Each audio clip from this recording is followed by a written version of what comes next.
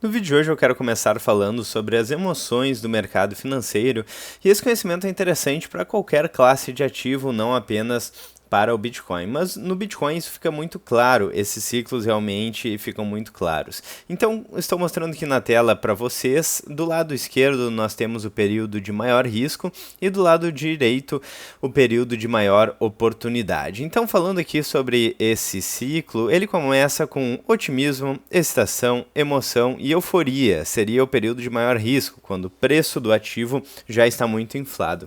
Posteriormente, ansiedade, negação, medo, pânico, desânimo e depressão, certo? E é nesse momento onde a oportunidade existe e onde o varejo não quer entrar. Geralmente é o momento onde o smart money e as baleias entram nos ativos. E posteriormente temos esperança, alívio, otimismo e o ciclo se repete, né? Então essas aqui são as emoções do mercado financeiro e é muito interessante porque isso aqui se traduz quase que perfeitamente aqui para o Bitcoin, com a diferença que o Bitcoin tem uma linha ascendente aqui de valorização. Então seria esse mesmo ciclo que nós vimos aqui, só que o ciclo inclinado para cima, onde esses topos aqui, né, o momento de euforia é sempre maior a cada ciclo e o momento de depressão é sempre maior a cada ciclo, no sentido de que o preço é mais alto, né, não no sentido que a depressão é maior.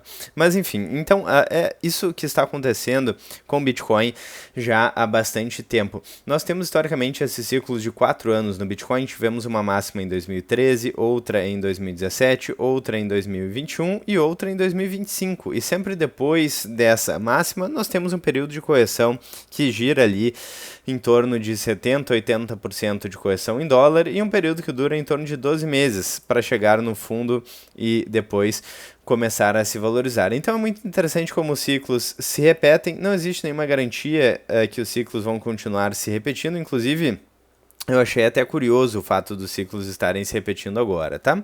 Mas dito isso, então, é o que estamos vendo. O Bitcoin corrigiu do topo mais de 40% em dólar. Não sabemos se ele vai chegar a corrigir ali próximo dos 70, que é o que historicamente acontece, ou se ele vai voltar a subir, vai andar de lado, enfim, é muito difícil prever o futuro.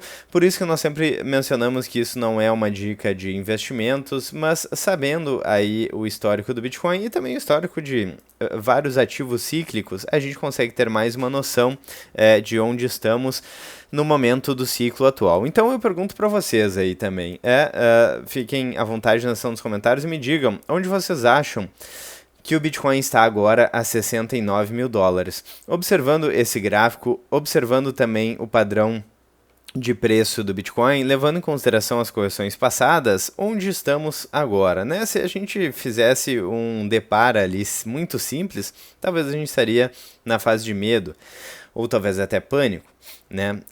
Não sei se já chegamos na fase de depressão aí no Bitcoin, ou seja, um momento onde o preço ali já chegou no fundo e daí em diante seria apenas para cima, né? Mas realmente foi uma queda bastante acentuada, bem rápida, então eu fico na dúvida se estamos ali em medo, pânico, enfim, né? Mas isso aí o tempo dirá, né? É interessante observar, né? Aqui, então, tem as curvas de emoção, né, que eu já mencionei anteriormente, e falando, né, traduzindo para o Bitcoin, tivemos aí historicamente uma correção forte em 2018, e em 2020, né, vocês lembram bem o motivo, em 22, né, com capitulação, e 23, 24, esperança, otimismo e euforia. Então o padrão sim se repete e o mercado é menos racional, talvez, do que parece. Inclusive eu fiquei bastante curioso, eu achei bastante curioso, melhor dizendo, essa questão aí desse último ciclo sendo exatamente de 4 anos. Mas enfim, é o que está acontecendo, né? Um insight importante aqui é que o dinheiro é transferido dos impacientes para os pacientes, dos emocionais para os disciplinados. E quem compra na euforia geralmente perde, quem compra na depressão geralmente constrói patrimônio. Então é interessante, né? É a parte mais difícil, saber disso e nos momentos de queda ter a frieza de fazer esse movimento no momento certo. Antes de falar sobre outro tema aqui, eu gostaria de lembrar que eu deixei o link do WhatsApp do canal aqui na descrição. Eu acabei de montar o grupo de WhatsApp do canal, então tem bastante coisa legal para sair. Eu pretendo ter uma comunicação mais próxima com vocês, de repente conversas aí com os membros ali do grupo de WhatsApp. Por enquanto é um grupo gratuito, certo? Talvez a gente faça também um grupo pago exclusivo no futuro. Enfim, estou pensando em várias coisas que estão para sair no canal que vão ser bem interessantes. Além disso, se você gostaria de ter uma assessoria gratuita e exclusiva aí sobre revisão de patrimônio, portfólio, dúvidas sobre investimentos, sobre Bitcoin, mercado financeiro de uma maneira geral, uma conversa então comigo e com um profissional certificado, mande uma mensagem no Instagram ou no X com seu nome e WhatsApp que entraremos em contato, né? Então, seguindo aqui para o próximo post que eu quero mencionar aqui, conversar com vocês, do Johan.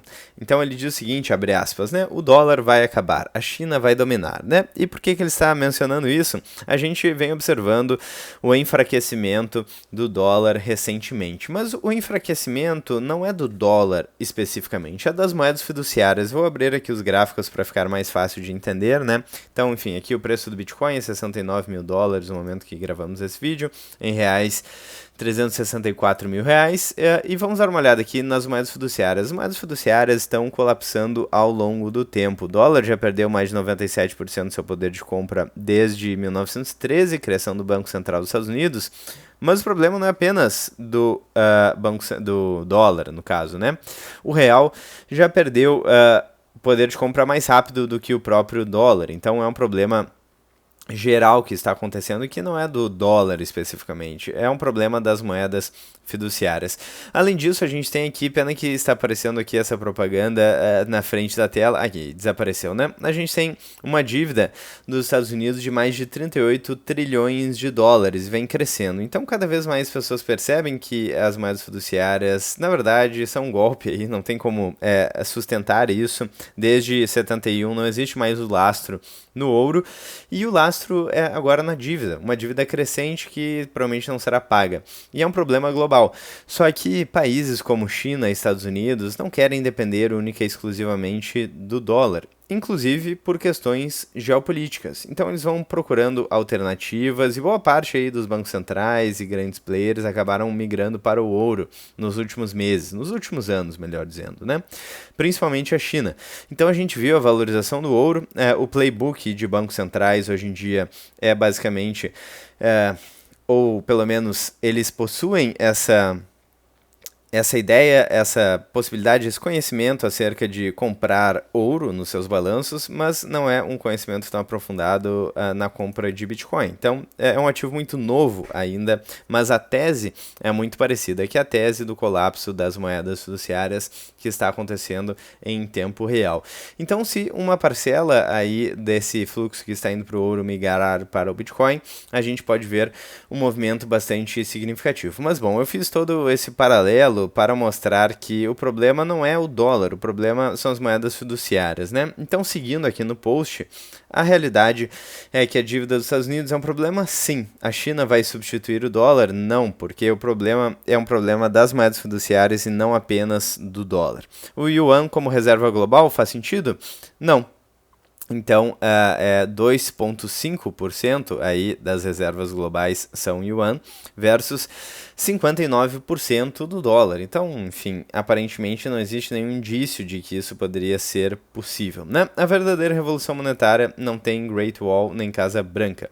Tem 21 milhões de unidades Bitcoin aqui, no caso, é claro, né? Então, muito interessante, de fato, as moedas fiduciárias não são uma solução para o problema atual, elas são o problema real, né? E aqui temos algumas alternativas, talvez a que mais agrada aí o público do canal e até mesmo do ponto de vista pessoal, eu acho que mais faz sentido, é o Bitcoin. Mas temos alternativas de ativos escassos. O ouro, historicamente, foi aí uma das principais reservas de valor, mas talvez o Bitcoin, o ouro digital, que é um ativo ainda mais escasso, que não possui o problema da transferência física dos valores como o ouro, adaptado para o mundo digital. Hoje em dia, a maior parte das grandes empresas envolvem tecnologia e informação e, além disso, a verificação é mais fácil. O próprio Banco Central da China recentemente foi enganado com ouro falso. Então, quem dirá os meros plebeus aí, nós, né? É muito mais difícil verificar o ouro com precisão, então você precisa ter aí um conhecimento técnico para fazer isso, né? Bom, falando então sobre tudo isso, o interessante é que nós conseguimos observar que as moedas fiduciárias estão se colapsando, e quando a gente olha para os ciclos, não sei vocês, mas eu estou um pouco animado aí para o que pode acontecer, porque realmente o preço corrigiu bastante, e olhando aqui para esse cenário, claro, pode ser que ainda caia mais, né? Se estiver na fase de negação e medo, pode corrigir ainda mais o preço do Bitcoin. Mas, eventualmente, ele chega nesse período de depressão e aí a limpeza no mercado aconteceu e só ficam os mais fortes e aí realmente a coisa começa a ficar interessante. Bom, então é isso para o vídeo de hoje. Lembrando que se você gosta do conteúdo do canal, já deixa o like, clique no sininho, inscreva-se no canal e, principalmente, considere fazer parte da área de membros do canal para ter acesso a conteúdo exclusivo e também para poder aí ajudar financeiramente o canal. Muito obrigado para todo mundo que assistiu até aqui, que deixou o like, participou e para os membros do canal. Eu vou ficando por aqui, vejo vocês ainda hoje ou amanhã no próximo vídeo do canal.